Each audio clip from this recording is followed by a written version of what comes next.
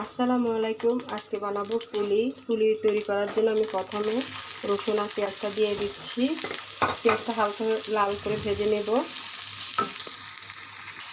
বন্ধুরা, এখানে আমি লবণ আর চাপা পাঁচটা দিয়ে দিয়েছি। এই যে চাপা শুটকি পাঁচটা দিয়ে দিয়েছি। আর এখন দিয়ে দিব হলুদ মরিচ, সজের গুঁড়ো। এটা এখন আমি এটার সাথে ভালো করে নেব। ঝালটা হচ্ছে যার যার পরিমাণ মতো, যে বেশি খাবে সে বেশি দেবে, যে কম খাবে সে কম দেবে।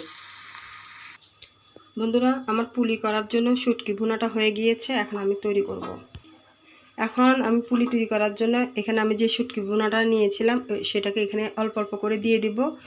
আর কড়াইতে আমি হালকা তেল দিয়ে দিয়েছি, বেশি দেওয়া দরকার নেই, কারণ আমার পুলিতে তেল আছে।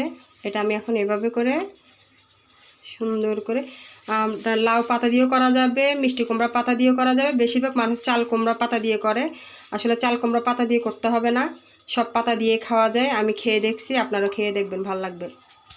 বন্ধুরা, আমার সবগুলো পুলি তৈরি করা হয়ে গেছে। আমি আস্তে আস্তে করে পরে হালকা হালকা ভেজে নেব। যখন আমি খেতে যাব তখন আমি একটু হালকা মশমশা করে নেব। এটা গরম গরম খাবেন। এখন আপনি করে ঠান্ডা করে ফ্রিজে রেখে দিতে পারেন, বক্সে ভরে আপনি এক সপ্তাহ ধরে খেতে পারবেন। তো এটাকে উল্টাই দিব আমি। এটা চেপে চেপে, কোনো কিছু দিয়ে পিন আটকাতে হবে না। এগুলো হয়ে গেছে, দেখাচ্ছি আপনাদেরকে। দেখুন কি সুন্দর হয়ে গেছে।